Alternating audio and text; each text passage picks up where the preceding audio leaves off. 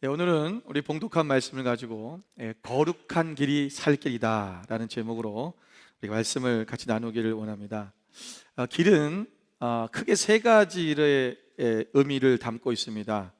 첫 번째 길의 의미는 우리가 교통수단으로서의 길이죠. 우리 고속도로라든가 철길이라든가 또는 항로라든가 이런 교통수단의 길이 있습니다.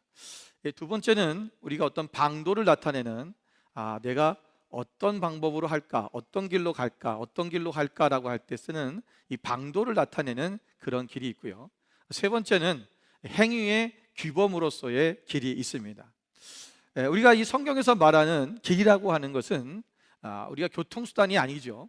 이 방도나 또는 행위의 규범을 나타내는 그러한 길을 말하는 것입니다.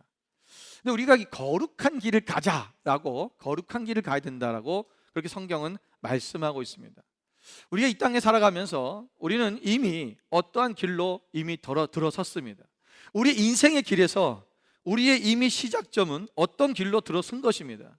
저와 여러분은 이미 하나님의 구속의 길, 그 거룩한 길로 들어섰다는 것을 잊지 마시기를 바랍니다. 이미 우리는 그 거룩한 길에 스타트에 있고, 아니 어떤 사람은 그 길을 많이 걸어오는 그런 사람일 수도 있습니다. 근데 문제는 뭐냐 하면 우리가 길을 선택할 때에 많은 사람들이, 우리가 사실 세상에서 우리가 어떤 길을 선택할 때 길을 선택하는 그 목적이 뭐냐면, 이유가 뭐냐면 내가 살 길을 선택하는 거죠. 내가 어느 길을 가야지만이 내가 살 것인가, 이 길이 내가 생명길인가 아니면 이것이 사망의 길인가, 내가 살 길을 찾는 것입니다. 여러분, 오늘 우리의 진정한 살 길은 무엇일까요? 어떤 길이 우리를 정말 위하는 길일까? 어떤 사람들은 돈을 많이 버는 것이, 그것이 살 길이라고 생각을 합니다. 여러분, 잘 산다고 하는 말은 우리가 돈이 많다는 것이 아닙니다. 잘 산다는 말은 우리의 삶에, 우리의 행위와 삶의 어떤 부분들이 그것이 올바른 길을 가고 있는, 올바르게 살고 있는 것을 잘 산다라고 말하는 것입니다. 그러니까 세상의 개념은, 잘 산다는 개념이 늘 돈이 많은 것, 그것이 잘 사는 것처럼 생각합니다. 그래서 우리 한국 사람들은 부자를 보고 뭐라 그래요? 저 사람 잘 살아, 이렇게 얘기를 하죠. 잘 사는 게 아닙니다. 돈이 많은 것뿐이죠. 우리가 잘 사는 것은 우리는 하나님의 그 길 위에, 또 하나님이 원하시는 그 길로 살아가는 것, 그것이 진정한 잘 사는 길인 것을 여러분 잊지 마시기 바랍니다. 우리가 이 남유다의 백성들이 살 길은 뭐였냐면 오직 그 하나님의 거룩한 길로 가는 것이었습니다. 하나님께서는 이사야를 통해서 계속 말씀하신 것이 뭐냐면, 너희가 그 우상의 길과 너희가 의지했던, 너희가 그 이집트를 의지하고 아수르를 의지하고 세상을 의지했던 그 길에서부터 너희가 하나님을 의지하는 하나님의 거룩하심 앞으로 돌아와라. 그 길로 와라. 너희들이 하나님 앞에 온전한 사람으로 서어져라. 계속해서 요청하시고 초청하시고 선포해 주시는 거예요. 그런데 그것이 살 길임에도 불구하고 오늘 이사야서에 나오는 남유다의 백성들은 계속해서 그들은 세상을 의지하고 물질을 의지하고 그리고 주변 국가의 강대국인 이집트를 의지하는 그러한 삶을 계속 살았고 그 길을 선택했습니다. 우리가 오늘 이 거룩한 길을 우리가 살고 있는데, 그 길로 가고 있는데, 정말 우리가 이 거룩한 길 가운데서 계속해서 이 길 위에 서 있느냐라는 것입니다. 분명 예수 그리스도를 믿는 사람들은 거룩한 길로 들어선 것이죠. 그런데 많은 사람들이 그 거룩한 길로 들어섰는데도 불구하고 하나님이 원하시지 않는 다른 새 길로 가는 사람들이 너무나 많다는 거예요. 야, 이 길이 좀 더 빠를 것 같아. 아니, 이 길이 좀 더 편할 것 같아. 아니, 저 길이 좀 더 내가 보기에 나은 길 같아. 그러면서 우리는 이 하나님의 길을 가지 아니하고 우리는 순간순간 다른 새 길로 빠졌다 들어온 사람들이 굉장히 많습니다. 어떠셨습니까? 새 길로 빠져보니까 정말 우리의 인생이 살만하더냐고요. 아니잖아요. 우리가 정말 살만한 인생이 되려면 이 거룩한 길을 벗어나면 안 된다는 것입니다. 근데 오늘 본문의 말씀 보면 이 거룩한 길에 대해서 몇 가지를 말씀해 주고 있는 게 있어요. 근데 이 거룩한 길에 대해서 말씀하는 게 뭐냐면 8절에 보면, 자, 거기에 대로가 있어 그 길을 거룩한 길이라 일컫는 바 되리니, 이렇게 말씀합니다. 여기 여러분 말씀하시는 중에서 중요한 게 있는데, 거기에 대로가 있다라는 거죠. 여러분, 대로는 물론 예수 그리스도를 말합니다. 주님은 우리에게 말씀하시기를 자신이 스스로가 나는 길이요 진리요 생명이라고 말씀하셨습니다. 예수님만이 길입니다. 그런데 이것은 대로라는 거예요. 왜 이것이 대로라는 것이 왜 이렇게 중요한 거냐 하면, 이 대로여야지만이 우리가 사막 가운데서도 갈 수 있기 때문에 그렇습니다. 여러분, 여기 본문에 보면 뭐 사막에서 물이 솟을 것이고 뭐 온천이 솟을 것이고 뭐 이런 얘기, 원천이 될 것이며 이런 얘기들이 나옵니다. 이런 사막은 길이 없는 곳이죠. 어디로 가야 될지 모르는 거예요. 여러분, 저기에 길이 없기 때문에 사막에 있는 인생은 어떻게 보면 갈 바를 알지 못하는 방황하는 인생이 될 수밖에 없습니다. 근데 만약에 저 사막에 여러분 길이 큰 대로가 딱 났다 생각해 보십시오. 그러면 저 사막길을 가는 데는 두려움이 없습니다. 예, 충분히 우리가 저기에 도로가 생기면 자동차를 타고 달릴 수가 있죠. 근데 사막길은 자동차도 갈 수도 없고 기차도 갈 수 없고 아무것도 갈 수가 없습니다. 오직 그냥 낙타 타고 뚜벅뚜벅 가는 거예요. 힘든 여정입니다. 인생이 왜 이렇게 힘들고 어렵습니까? 왜 이렇게 고단합니까? 왜 이렇게 내 삶 속에 어려운 일들이 많이 생깁니까? 그 이유는 우리가 이 대로이신 예수님 안에 있지 않기 때문에 그래요. 그 대로 위로 올라서기만 하면 되는데, 많은 사람들이 대로를 보면서도 옆에 있는 사막을 걷고 있어요. 그러면서 힘들다, 어렵다, 괴롭다, 죽고 싶다, 이런 이야기들 정말 많이 하죠. 여러분, 오늘 이 구원의 대로를 여러분 벗어나지 마시기 바랍니다. 이 길을 가는 그만이 살 수 있고 그것이 생명의 길입니다. 이것이 또 대로라고 하는 또 한 가지 굉장히 재미있는 그러한 사실이 있습니다.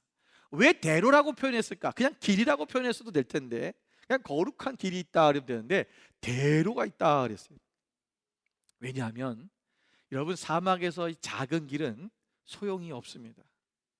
그냥 바람 한번 싹 일고 나면요, 그 모래가 이 길을 다 덮어버려서 길이 사라져 버려요. 분명히 내가 어젯밤에 길을 봤는데, 어제 길을 봤는데 하룻밤을 지나고 나면 길이 사라져 버리는 거예요. 작은 길은 없어집니다. 그러나 이 어마어마한 대로는요, 저 사막에서도 아무리 바람이 불어도 모래가 있어도 길을 보이는 거예요. 그래서 우리가 한번 이 대로의 길로 들어갔으면, 이 거룩한 길로 들어갔으면 이 대로는 없어지는 게 아니라는 거예요. 가다가 보니까 야, 길을 잃어버렸네, 가다가 보니까 길이 아닌 것 같네, 이런 게 아니라는 거예요. 왜냐하면 이 길은 생명의 길이고 이 길은 구원의 길이기 때문에 우리 이 길 위에 있으면 반드시 우리가 하나님의 그 구원의 구속의 역사 가운데 들어가게 된다는 것입니다.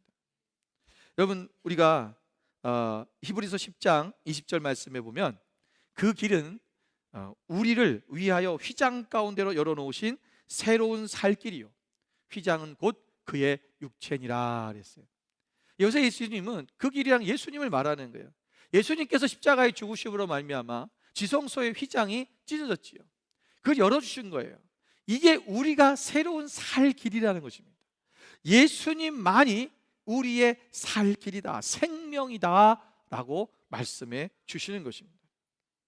여러분, 또 이 대로는 오늘 본문의 말씀에 보면 9절에 이렇게 말씀하고 있습니다. 거기에는 사자가 없고 사나운 짐승이 그리로 올라가지 아니하므로 그것을 만나지 못하겠고 그랬어요. 이 대로는요, 사자들이 올라오죠. 이 사자는 누구를 말하는 거냐면 바로 영적으로는 사탄 마귀를 얘기하는 것입니다. 여러분, 사탄이, 여러분 우리가 베드로전서 5장 8절에 보면 뭐랬어요? 근신하라, 깨어라. 사단이 마귀가 우는 사자와 같이 삼킬 자를 찾는다 그랬어요. 여러분, 사자는 우리가 이 사탄을 사자로 표현했는데, 이 사자가 우는 사자같이 사탄이 우리를 삼키려고 한다는 거예요. 여러분, 사탄은 우리가 이 구원의 길로 가는 것을 가장 싫어합니다. 어떻게 하든지 우리를 이 구원의 대로에서부터 우리를 벗어나게 하려고 하는 것이 사탄의 목적이지요. 그런데 여러분, 두려워하지 마십시오. 이미 그 거룩한 길, 그 대로 가운데 들어온 사람은 이 사자들이 침투하지 못하는 거예요. 우리에게 넘보지 못한다는 것입니다. 왜 그런지 아세요? 여러분, 우리가 그 철로역정에 보면 존 버년이 쓴 철로역정 읽어보셨습니까? 여러분, 이 철로역정에 보면은 그 크리스찬이라는 사람이 나옵니다. 이름이 크리스찬이에요. 이 사람이 그 천국을 가는 여정을 이제 해놓은 것이 철로역정 아닙니까? 사진을 좀 보여주시죠. 그 보면은 가다가 사자를 만납니다. 그 두 마리의 사자를 만났는데, 이 두 마리 사자가 자기가 그 천국으로 가는 그 길에 두 마리의 사자가 으르렁거리고 있는 거예요. 이 크리스천이 너무 무서워서 거기를 지나가지 못하고 두려워서 떨고 있었어요. 그때 어떤 사람이 그에게 이야기해 줍니다. 자세히 봐라, 저 사자는 쇠사슬에 묶여져 있다. 그 사람이 정신을 차리고 자세히 다시 보니까 이 사자는 쇠사슬에 묶여 있는 거예요. 그래서 이 길 위로 오지를 못해요. 여러분, 사자는 우리를 향해서 소리를 지를 수 있고 엄청나게 무섭고 겁나는 그런 음성으로 막 포효할 수 있어요. 그러나 우리를 해칠 수는 없습니다. 우리가 반드시 그 길에만 있으면 사자는 절대로 우리를 잡아먹을 수도 없고 우리에게 해를 끼칠 수도 없다라는 거예요. 여러분, 사단은 우리를 넘어뜨리려고 하지만 하나님의 거룩한 길 가운데 있는 사람들은 이것이 대로이기 때문에 사단이 이것을 들어올 수가 없어요. 또 이 사단은 묶여 있는 거예요. 하나님의 허락이 없이는 절대 움직이지 못합니다.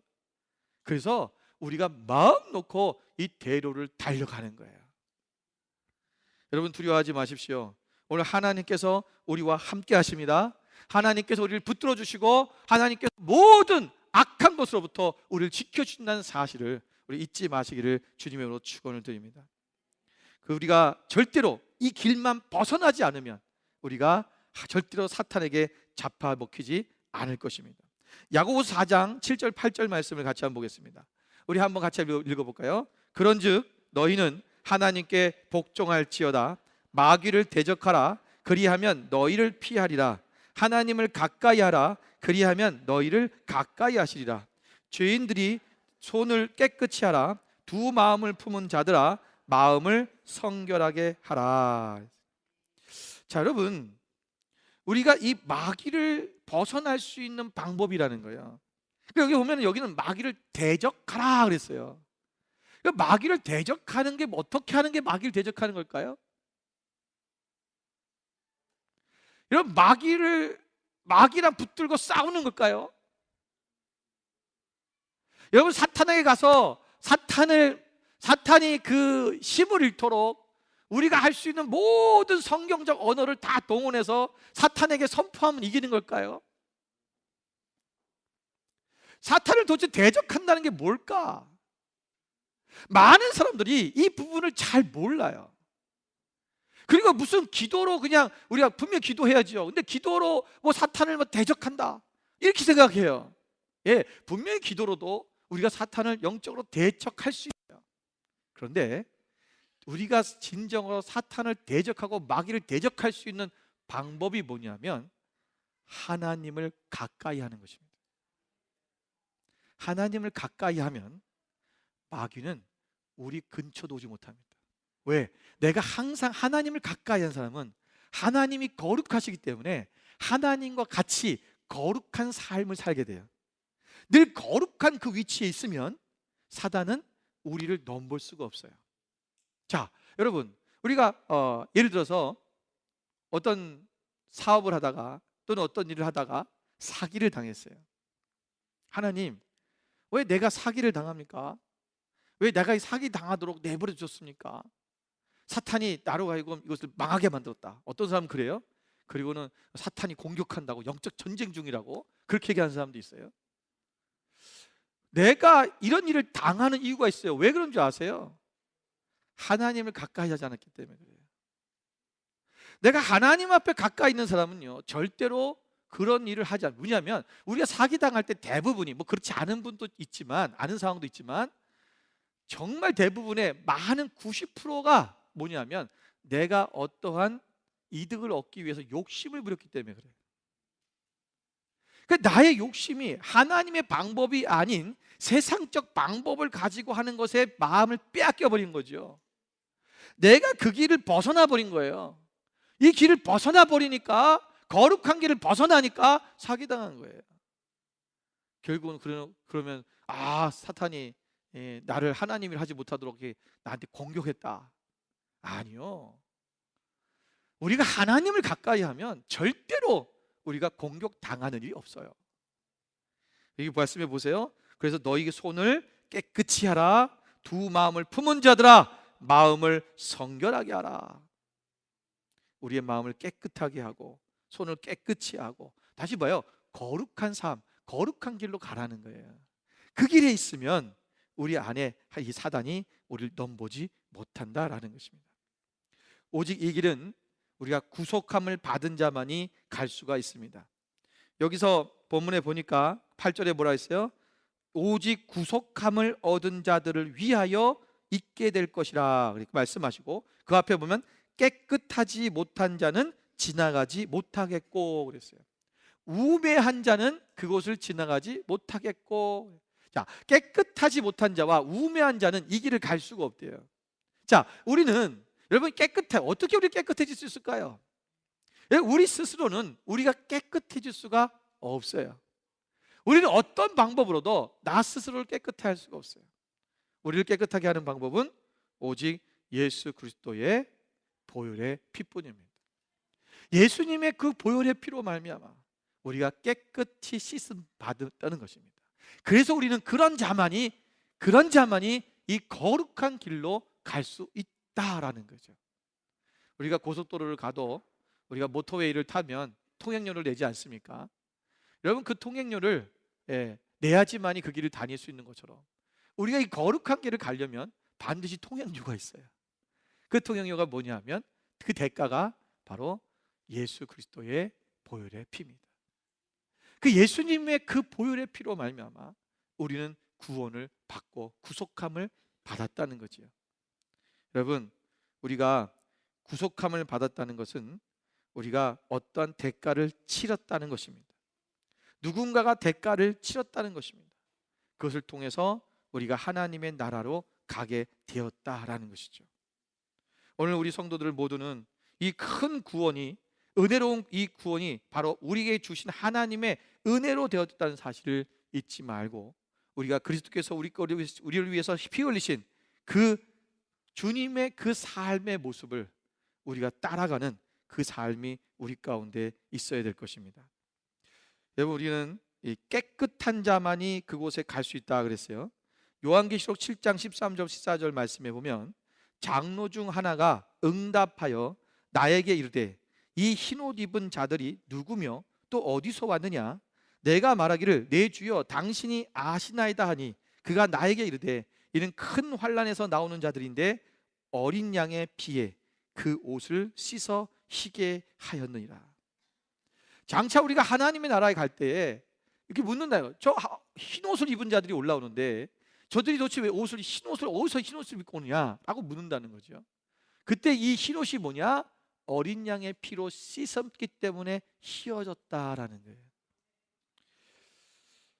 여러분, 우리의 삶 속에 우리가 날마다 이 거룩한 삶을 살아간다는 것은 우리의 삶이 이 거룩한 하나님의 삶 속에서 하나님의 말씀대로 계속해서 살아가는 것입니다.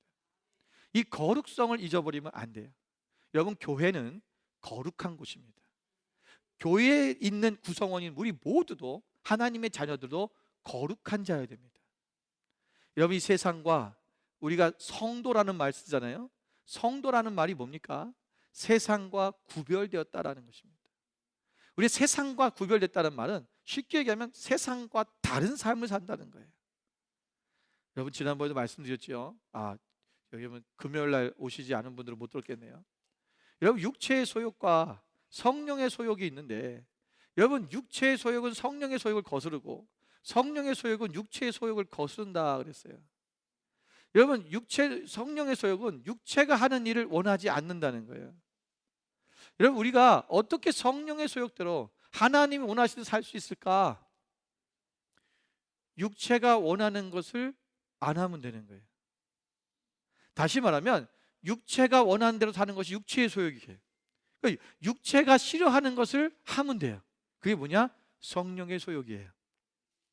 내 육신은 편한 것을 좋아하고요, 내 육신은 쉽게 가는 것을 좋아하고요, 내 육신은 그저 세상의 쾌락과 어떤 즐거운 것을 누리는 것을 좋아해요.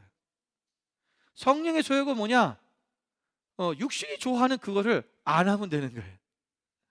그리고 육신이 싫어하는 것들을 하면 돼요. 기도하는 거 싫어하잖아요. 성령의 소욕을 어떻게 살 것이냐? 기도하면 되는 거예요. 예배 드리는 거 싫어하잖아요. 내 육신은 싫어하거든요. 그 예배 드리면 되는 거죠. 내 육신은 남을 돕고 섬기는 거 싫어하거든요. 그거 하면 되는 거예요. 그게 성령의 소욕대로 사는 거예요. 우리가 성령의 소욕대로 사는 것에 대해서 너무 사람들이 거창하게 생각하고, 그걸 구체적으로, 제가 참 요즘 이렇게 젊은이들을 보면요, 근데 제가 하는 고민만이 아니고요, 모든 목사님들이 하는 고민이에요. 그리고 목사님들뿐만 아니라 세상 속에서도 어떠한 리더급에 있는 사람들, 어떤 사장님이라든가 사업을 운영하시는 분들, 모든 삶의 고민이 뭐냐면, 요즘 사람들은 구체적으로 알려주지 않으면 못한다는 거예요. 참 신기해요.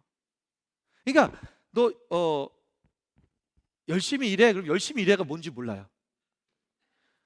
아침에 몇 시까지 와야 되고, 그거 끝내면 이렇게 일을 하고 이렇게 일을 하고 이렇게 일을 하고, 너가 손님이 오면은 손님이 지금 뭘 필요한지 바짝 보고 있다가 손님이 어떤 눈치만 줘도 빨리 쫓아가서 뭐가 필요한지 물어보고, 이거를 구체적으로 얘기해 줘야 돼요.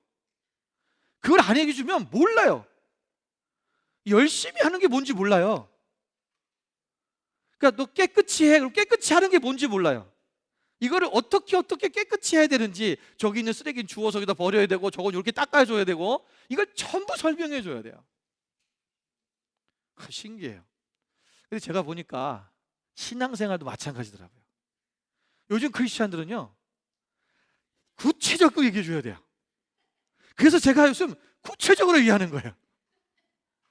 이거를 얘기를 안 해주면요, 성령의 소욕을 어떻게 사는 거예요? 마귀를 대적하는 건 뭐예요? 몰라요.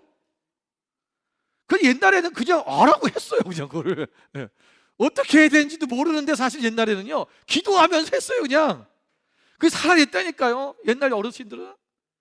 근데 요즘은 이게 안 돼요. 여러분, 그러면 우리가 이 구체적으로 한 번 더 갈게요. 자, 구체적으로 그럼 우리가 이 살 길을 가야 되는데, 이 거룩한 살 길 안에 우리가 들어가면, 이 거룩한 길이 들어갈 때 이것이 도대체 어떻게 되기 때문에 살 길이야? 그냥 내가 구원받았어. 예수님의 길이니까 내가 그 길을 가면은 내가 구원받은 거야. 구속됐으니까 나는 구원받아 살 길이지. 아니요. 그냥 그걸로 끝나면 안 돼요. 요즘은 그렇게 얘기해 주면 못 살아내는 거예요. 자, 왜 이것이 살 길인가를 오늘 본문을 통해서 세 가지를 말씀드리려고 하는 거예요. 이제 시작이에요. 자, 그러다 너무 두려워하지 마세요. 금방 끝납니다. 자, 3절 4절 한번 같이 한번 읽어볼까요? 3절 4절 3절 4절 같이 다시 한번 읽어보겠습니다.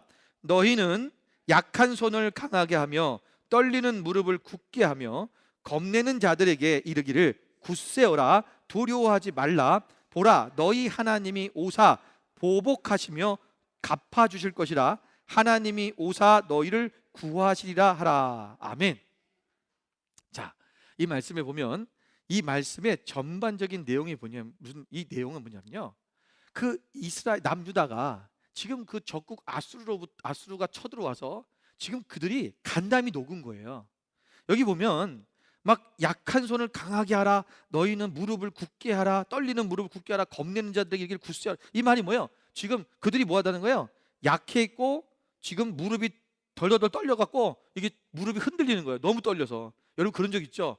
너무 무서워 두려우면 다리가 투두두 떨어져 물이 막 왔다 갔다 무릎 부딪히는 소리 들어보셨어요? 예. 막 이거 막 너무 막 무서운 거예요. 여기서 겁내는 자들, 두려운 자들 이거 있다는 거예요. 지금 아수르가요. 지금 히스기야 왕 때 쳐들어왔어요. 이 사넬립 왕이 군대를 18만 5천 명을 데리고 와가지고 막 지금 하나님을 조롱하고 이스라엘 백성들을 조롱하는 거예요. 심지어 무슨 얘기도 하냐면, 야, 내가 너희에게 말 2천 피를 줄 테니까 이게 탈 사람 있냐 이거예요. 예. 야, 말 2천 피를 줄 테니 네가 이거를 끌 기병이 있냐는 거예요. 그러니까 2천 명이 내가 되는 기병을 할 사람도 없다는 거예요. 기병. 그런 훈련된 사람도 없고. 그러니까 완전히 그냥 무시해 버리는 거죠. 얼마나 정말 이거는 바람 앞에 등잔불이죠. 언제 꺼질지 모르는 그런 상황이에요. 두렵지요. 그런데 오늘 하나님께서 뭐라고 말씀하시면, 내가 보복하시며, 하나님이 보복하시며 갚아주시리라. 여러분, 이 거룩한 길로 가는 사람들은요, 하나님이 반드시 갚아주신다는 거예요. 이게 오늘 3, 4절의 핵심이에요. 자, 여기서 우리가 이 갚아주신다는 거 하는 것은 뭐냐면요, 이 보복하시며라는 말의 뜻은 뭐냐면, 보복하신다는 것은 낙함이라는데, 이 낙함이라는 말은 복수라는 뜻이에요. 그리고 이 갚아주실 것이다, 갚아주신다는 말의 히브리어는 뭐냐면 깨물이에요. 여러분 외우기 쉬워요. 내가 깨물어 줄 거야. 이게 갚아주는 거예요. 깨물, 이렇게 외우시면 됩니다.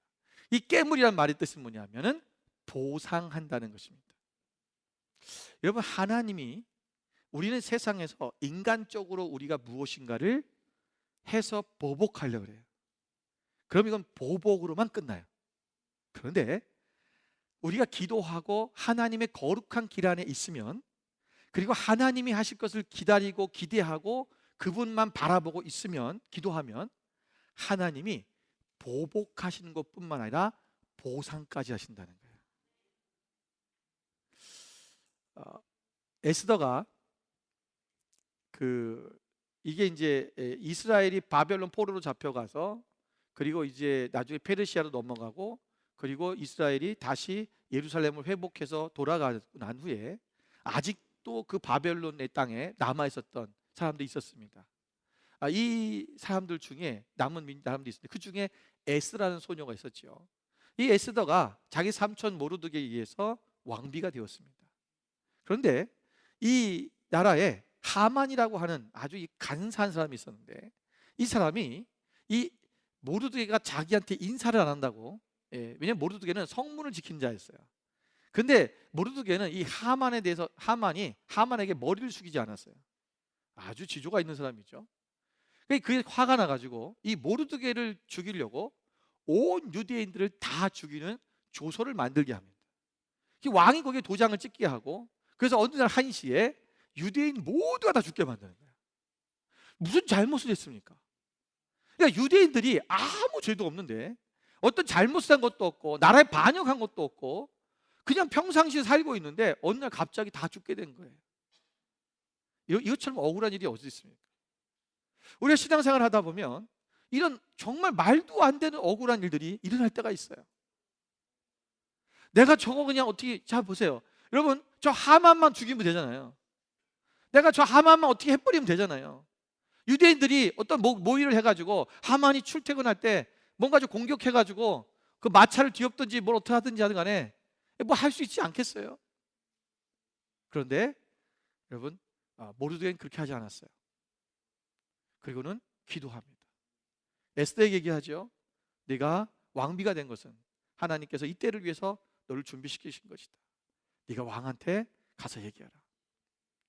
왕한테 가서 얘기하는 게 쉬운 일이 아닙니다. 아무 때나 왕 앞에 갔다고 해서 왕이 들어주는 것도 아니고, 왕이 부르지도 않았는데 왕비가 오면은 그 당시의 법으로는 이 왕비를 처단할 수 있어요. 에스더 어떻게 나갑니까? 에스더는 그때부터 하나님 앞에 기도하고 온 민족이 다 기도하라고 얘기하죠. 그때 온 유대 민족들이 하나님 앞에 기도합니다. 하나님, 우리를 살려주십시오. 우리를 도와주십시오. 에스더가 3일을 금식 기도하고 왕 앞에 나아갔죠. 왕이 그 금수를 내밉니다. 이 술을 내리면서 때는 용서한다는 거예요. 그것을 나온 것을 허락한다는 것입니다. 그래서 왕비는 그 죽지 않게 되었고, 거기서 소원이 무엇이냐라고 물었을 때, 아, 왕이시여, 내가 잔치를 베푸는데 거기 잔치에 참여해 주십시오. 그리고 하만도 같이 오게 해 주십시오. 잔치를 베푸는 거예요. 이 왕이 잔치를 하고 나서 어느 날 밤에 잠을 자는데 잠을 안 오는 거죠. 이 잠이 안 와서 뭘 하냐면, 여러분 보통 사람들 같으면 잠이 안 오면 뭘 합니까? 여러분 잠이 안 오면 뭐 하죠? 여러분 세상 사람들은 잠이 오게 하기 위해서 아마 술을 마실 거예요.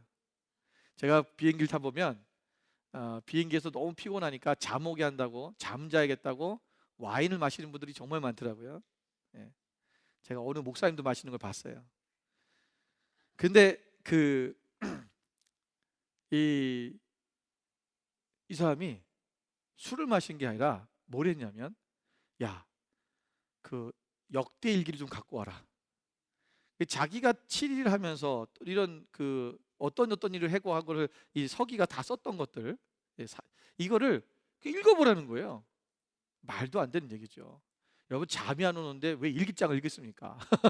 그죠? 왕이 그건 어떻게 보면 그 나라 역사예요. 그걸 쓰는 거예요. 읽어보라. 근데 그걸 읽다가 듣다 보니까 모르드게라는 사람이 있는데, 그 사람이 왕을 반역하고 이게 모반을 했던 사람을 미리 그걸 고별해 줘가지고 왕이 그들을 알게 된, 그 모반을 알게 된 사건이 있었던 거예요. 그래? 근데 그 모르드게 사람한테 상 줬냐? 아니요, 상 줬다는 기록이 없는데요. 그래서 이제 왕이 이 모르드게를 상을 주는 일을 그 다음에 하죠. 이런 사건들이 뭐냐면 하나님이 일을 하시는 거예요. 그러면서 하나님이 왕의 마음을, 이 유대인들에 대해서 어떤 적대감이 없도록 잘 마음을 만져놓고, 그리고 나서 이제 에스더가 왕에게 이야기를 합니다. 우리 민족이 죽게 됐고 나도 죽게 되었습니다. 도대체 일을 한 게 누구냐? 저 하만이 그랬습니다. 이 하만이 이제 자기가 죽게 됐다는 사실을 알고 이 에스더 앞에 무릎을 꿇고 에스더가 앉은 걸상에 엎드려서 살려달라고 애원을 하죠. 이것을 왕이 이제 잠깐 생각하느라고 창밖을 보다가 싹 돌아봤는데 하만이 그냥 자기 와이프를 막 끌어안고 있는 것처럼 보인 거예요. 놀래갖고 이놈의 자식이 이제 내 와이프까지 겁탈을 한다고. 그래서 그 모르드게를 달려고 하만이 세워놓은 장대에, 그 막대에 이 하만이 달려 죽습니다. 여러분, 하나님은요 우리에게 모든 것을 갚아주실 분이에요. 하나님은 보복해 주세요. 우리가 하는 게 아니에요. 그 일은 모든 원수의 보복. 하나님 우리에게 말씀, 내가 원수를 갚아라 말씀하지 않았어요. 원수를 사랑하라 그러셨죠. 우리가 해야 될 일은 원수를 사랑하는 거예요. 갚으시는 건 누구 하시냐? 보복하시는 건 누구 하시냐? 하나님이 하실 일이라는 거예요. 여러분, 우리가 하나님이 하실 일을 우리가 월권해서는 안 돼요. 항상 문제가 뭐냐면 우리가 하나님이 하실 일을 내가 해버리기 때문에 문제가 생기는 거예요. 우리가 거룩한 길에 서는 사람은 항상 하나님 편에 서 있기 때문에 하나님이 원하시는 그 자리에 있어요. 그러다 보면 언젠가 하나님이 때가 됐을 때 보복도 해주시고, 보복만 해주는 게 아니라 갚아도 주시는 거예요. 우리가 인간적으로 내가 그냥 하면 그냥 보복하는 걸로 끝나요. 그러나 하나님이 하실 때는 보복 플러스 1+1처럼 보상까지 해주시는 거예요. 여러분, 이 뒤에 보면 36장에 그 이제 아수르가 쳐들어오고 히스기야가 하나님 앞에 기도하고 이런 얘기 나오잖아요. 자, 하나님 앞에 그냥 올려놓고 기도만 했을 때 하나님 어떻게 했어요? 그 18만 5천 명을 다 쓸어버리시고, 심지어는 그들이 갖고 왔던 모든 전리품들을 그 백성이 다 가질 수 있도록 해주시잖아요. 보상하신 거예요. 여러분, 그냥 단순히 보복하며 사는 인생 되지 마십시오. 보상을 받는 그 인생 되시기를 주님으로 축원드립니다. 두 번째는 5절부터 7절까지의 말씀인데, 여기 보면 맹인의 눈이 밝을 것이고 못 듣는 자 귀가 열릴 것이고 저는 자가 뛰게 되고 말 못하는 자가 노래하리라 그랬어요. 이 말은 여러분 실제적으로 신약 성경에 가면 예수님께서 실제적으로 이런 일들을 하셨죠. 네. 그러나 오늘 여기서는 영적인 걸 얘기하는 거예요. 바로 우리가 이 하나님의 거룩한 길에 가 있는 사람은 영적으로 회복이 일어나요. 그래서 우리가 보지 못했던 것이 보여지기 시작하고요, 듣지 못했던 것이 들려지기 시작하고, 우리가 말하지 못했던 어눌했던 우리의 혀가 말하고 노래하게 되고, 우리가 걷지 못하고 뛰지 못하던 우리의 다리가 뛰며 하나님을 찬양하고 기뻐하며 하나님의 일을 하는 역사가 일어나기 시작한다는 거예요. 왜냐하면 영적으로 닫혀 있을 때는요, 하나님이 무슨 일을 원하시는지 몰라요. 그래서 늘 힘들어하는 거예요. 내가 이렇게 해야 될까 저렇게 해야 될까, 목사님 제가 여기 가야 될까요 말아야 될까요, 이걸 해야 될까요 말아야 될까요. 그래도 목사한테 가서 물어보는 사람들은 그나마 나아요. 여러분, 세상에 많은 크리스찬들이, 여러분 특히 한국 크리스찬들을 보면 여러분 정말 답답해, 영적으로 꽉 막혔으니까 답답하니까 누구 찾아가요? 네, 점쟁이 찾아가는 거예요. 무당 찾아가고 해마다 토종비를 보러 가고. 이게 뭐 하는 짓이에요? 우리는 그럴 필요 없어요. 왜? 하나님의 거룩하신 그 길 가운데 있는 사람은 하나님이 알려주세요. 올해는 내가 너를 어떻게 쓸 것이다. 오늘은 내가 너를 어떻게 쓸 것이다. 오늘은 내가 너와 어떻게 함께 할 것이다. 너의 길은 어떤 길이 될 것이다. 우리가 하나님의 말씀을 묵상하고 우리가 기도하며 나아가면 오늘 우리의 삶의 길이 평탄하고 그 하나님의 역사 가운데 하나님 원하시는 일을 하기 때문에 절대로 틀림이 없어요. 근데 이 거룩한 길을 벗어나 버리니까 우리가 뭐예요? 어디로 가야 될지 모르는 거예요. 뭐 해야 될지 모르고 이것이 다 다치고 막히는 거죠. 사막의 한복판에 또 떨어져서 어디로 가야 될지 모르는 그런 막막한 상황에 놓인 것처럼 그렇게 돼버리는 것입니다. 마지막 세 번째는 오늘 본문의 1절과 2절, 그 다음에 마지막 10절에 나오는 말씀입니다. 우리가 이 거룩한 길 가운데 가는 사람은 하나님께서 기쁨과 즐거움을 주신다는 것입니다. 여러분, 1절과 2절의 내용과 이 마지막 10절의 내용은 같은 내용입니다. 그러니까 이 서론과 결론이 같은 거죠. 너희가 광야의 메마른 땅이 기뻐하게 될 것이며 사막이 백합화같이 피어 즐거워할 것이다. 10절에 가면 너희가 기쁨과 즐거움을 얻으리니 슬픔과 탄식이 사라지리로다. 하나님을 기뻐하는 사람들은 오늘 구속을 받아서 우리가 구원받아서 영광스러운 길에 들어설 것이며 그것뿐만 아니라 우리의 삶 가운데 이 기쁨으로 말미암아 모든 일들이 우리 안에서 풀어진 역사가 일어난다는 것입니다. 여러분, 사도 바울이 말했듯이 계속해서 사도 바울은 기뻐하라 기뻐하라 기뻐하라 얘기해요. 왜냐하면 우리가 하나님 안에서 기뻐할 때 우리의 문제들이 풀어진 역사가 일어나기 때문에 그래요. 우리 잘 알잖아요. 그리고 사도 바울은 그가 감옥에 갇혔을 때 신라와 함께 거기서 기뻐하며 하나님을 찬양하며 기도합니다. 감옥에 갇힌 자가 뭐가 그렇게 기쁠까요? 그런데 하나님을 기뻐하는 거예요. 그때 무슨 일이 일어나요? 자기들 묶었던 착고가 풀려지고 옥문이 열려버리는 거예요. 이 역사예요. 기쁨의 역사입니다.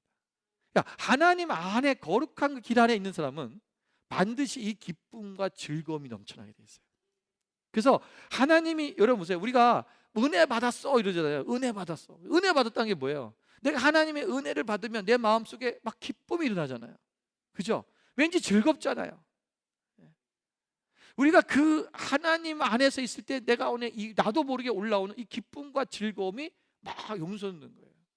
그러면 내 삶의 슬픔과 탄식과 이 어려움들이 나를 가로막을 때도 내가 이 거룩한 길 가운데 있는 사람은 그것에 내가 그것 때문에 그 모든 장애물들을 헤쳐나가는 힘이 생겨요.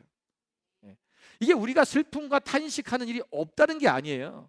반드시 있어요. 있는데 이 기쁨과 즐거움이 이것을 다 헤치고 나가는 힘을 주는 거예요. 이게 성령께서 우리 가운데 일을 하게 하시는 것입니다.